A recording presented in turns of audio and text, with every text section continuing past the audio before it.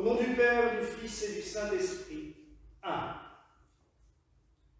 Mes frères et sœurs, nous célébrons Notre-Dame de la Salette. Encore une apparition. Encore un lieu d'apparition, vous allez me dire, mais c'est vrai que le 19e siècle a été très riche pour notre pays, la France. Et Marie, d'une manière, je dois le dire sans aucun doute, prodigieuse, a tracé sur notre pays son sceau. Elle a tracé un M sur la France, marquant définitivement son empreinte sur ce pays qui fut un des tout premiers à lui être consacré. Nous verrons d'ailleurs que si le 19e siècle a reçu l'empreinte de Marie dans notre pays, le 20e siècle, c'est plutôt les pays de ce qu'on appelle le Benelux ou le nord de l'Europe qui ont vu l'empreinte de Marie, puisque les grandes apparitions du XXe siècle sont en Belgique, Bora, Banneux, Amsterdam, Hesse en Allemagne et tant d'autres lieux. La Salette est la deuxième des grandes apparitions mariales du XIXe siècle qui sont reconnues par l'Église catholique, même si j'aimerais mettre un bémol sur ce point-là. Souvent, on nous parle de lieux et on nous dit « Ah oui, ça c'est reconnu par l'Église. Ah ben non, ça c'est pas reconnu, alors on n'a pas le droit d'y aller. » Je pense à Notre-Dame de Neubois, qui est située à une trentaine de kilomètres d'ici, où il y a eu des messages extrêmement beaux, mais où l'Église, pour des raisons totalement politiques à l'époque, a refusé de les reconnaître. Est-ce que nous devons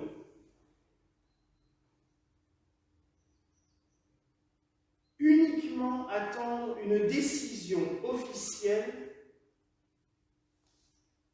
qui a la possibilité de changer au gré des vents, de changer au gré de la politique de l'évêque en place ou des supérieurs directs de cet évêque, ou est-ce que nous devons aussi de temps en temps laisser parler notre cœur et nous dire, en pensant ou en parlant d'un lieu, si à cet endroit-là, je ressens une grâce précise, si à cet endroit-là, je ressens la bénédiction de Dieu par Marie, si à cet endroit-là, il y a des conversions, n'est-ce pas tout simplement un lieu béni?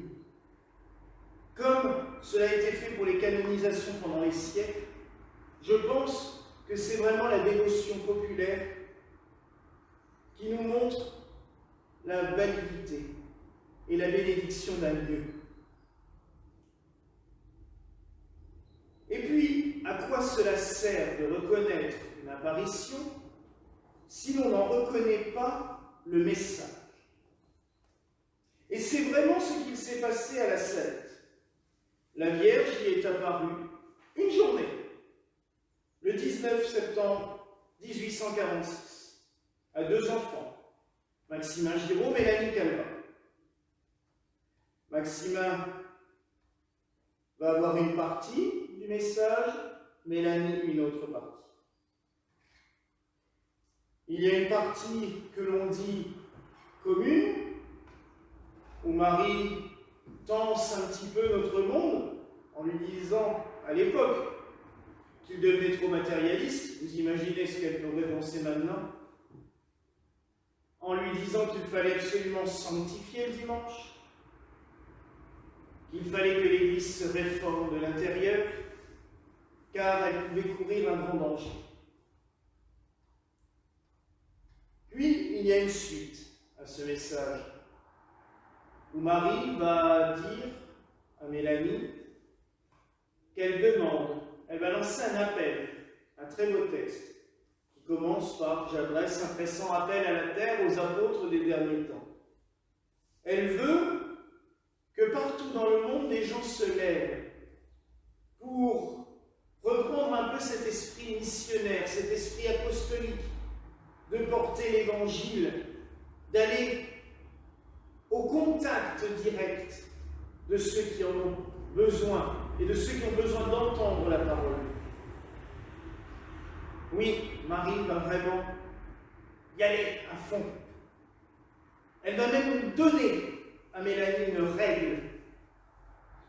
une règle très simple, 33 phrases, mais qui donne un élan. Et elle va préciser aussi, dans cette règle, que l'évangile auquel il faut s'attacher le plus pour vivre cette vie d'apôtre, c'est les béatitudes. C'est pour ça que nous venons de les lire. Cette partie du message, et vous allez peut-être sourire, n'est plus du tout enseignée.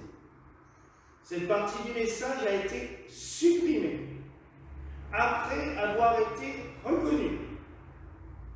C'est-à-dire que les premiers évêques ont reconnu les apparitions en bloc, tout. Puis, avec le temps, on a commencé à distiller des horreurs sur les voyants. On a même commencé une persécution, ce qui fait que Mélanie Calva et Maximin Giraud vont errer pendant pas mal d'années. Maximin surtout, Mélanie après va trouver une certaine stabilité, puisqu'elle va être appelée par des religieux un peu partout dans le monde pour venir les aider à créer des communautés religieuses. Mélanie va même, et c'est là où c'est cocasse, c'est qu'on va la traiter de folle, en disant « mais non, cette règle, tout ce message derrière, c'est ridicule, on ne veut plus en entendre parler. Elle a inventé, elle est folle. »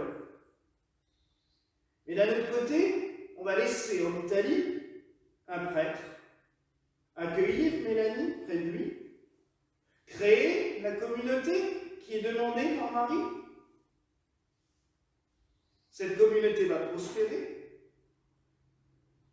Et le fondateur, Annibale di Francia, va être canonisé par l'Église. Mais en zappant totalement le fait que la cofondatrice de la communauté, c'est Mélanie Calva, qui est enterrée en Italie à Altamura. Vous voyez à quel point on peut tordre et retordre un message qui est pourtant clair, limpide, et qui n'est pas mauvais. Oui, elle dit que l'Église doit se réformer, mais cela, on le sait depuis toujours. La preuve, le pape Jean XXIII va vouloir réformer l'Église catholique. Nous-mêmes, l'Église gallicale, nous avons souvent besoin de nous réformer pour toujours coller le plus possible au message de l'Évangile. Et c'est ce que nous demande Marie, tout simplement. Oui, mes enfants, soyez des apôtres des derniers temps. Oui, mes enfants, apportez mon message sur toute la terre. Apportez le message de l'Évangile. Apportez le message de l'Évangile.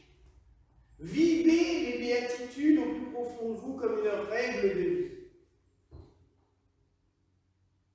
Pourquoi un tel message aussi beau, aussi rempli d'amour, fait-il peur aux gens? Peut-être parce qu'ils en sont loin. Ça, personnellement, moi j'aimerais que nous puissions aller au bout de cela. Ce n'est pas évident. Quand on reprend le texte des Béatitudes, il nous donne plein de belles choses, mais il nous annonce aussi les persécutions.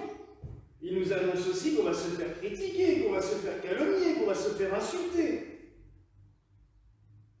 Mais que l'on doit s'en réjouir, car c'est pour le service de Dieu.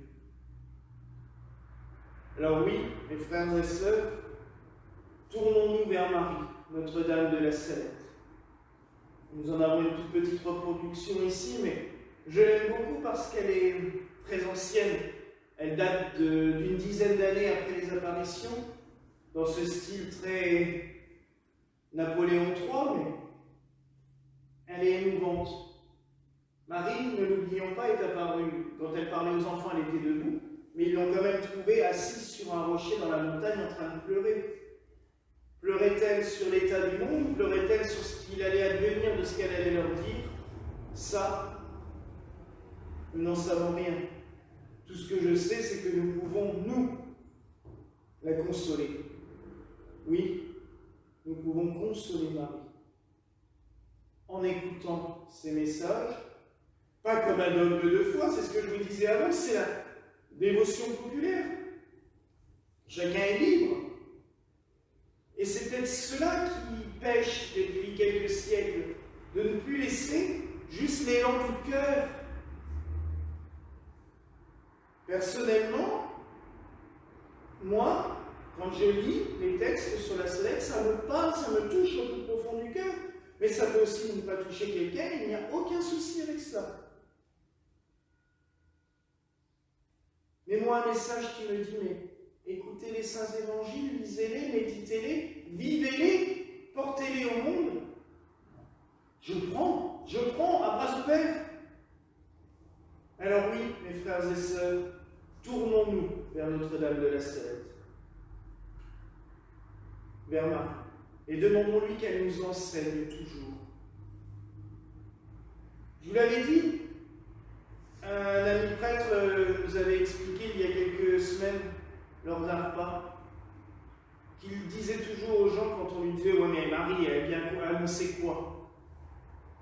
Il disait « Marie, c'est une catéchiste. Elle vient faire de la catéchèse.